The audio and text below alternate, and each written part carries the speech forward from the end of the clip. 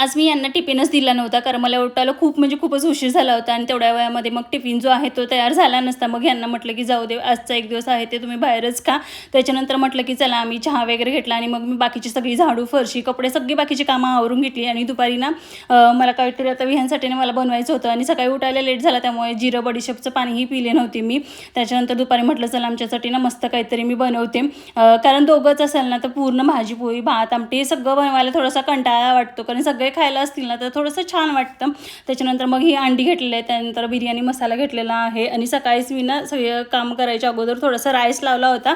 म्हटलं की दुपारी मस्त तो थोडासा अंडा राईस वगैरे करता येतं म्हणून. मग सो मी विहांसाठी आणि माझ्यासाठी मग इथं मी अंडा राईस बनवला. आता इथं ना मी सिम्पलच बनवलेला आहे, फक्त जे आपण नॉर्मल फोडणी टाकतो ना तशी टाकलेली आहे. त्याच्यामध्ये अंडे टाकले आणि बिर्याणी मसाला टाकलेला आहे आणि त्यानंतर भात मस्त असा मोकळा करून घ्यायचा आणि छान मग गरम करून घ्यायचा भात वगैरे. आणि त्याच्यानंतर भरभरून अशी मी कोथिंबीर टाकलेली आहे.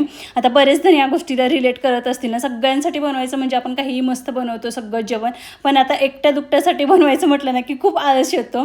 सो माझ्यासोबत पण असंच होतं. आता एकटीला काय बनवून खायचं म्हणजे मला नकोच वाटतं आणि विहान पण आता सध्या गरमीमुळे ना तो पण एवढं काही खात नाही. सो नॉर्मली आम्ही दोघांनीही मस्त टी व्ही बघत जे आहे ते दुपारचं आमचं जेवण वगैरे केलं.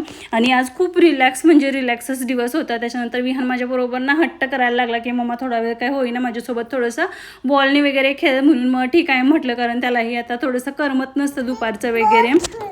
काय तू घेऊन ये ना प्लीज, विहान घेऊन ये ना. त्याच्यानंतर थोडासा योगा वगैरे केला आणि मग संध्याकाळचा स्वयंपाक वगैरे केला. तर असा होता आजचा दिवस. भेटू नेक्स्ट मिनी ब्लॉगमध्ये, तोपर्यंत बाय.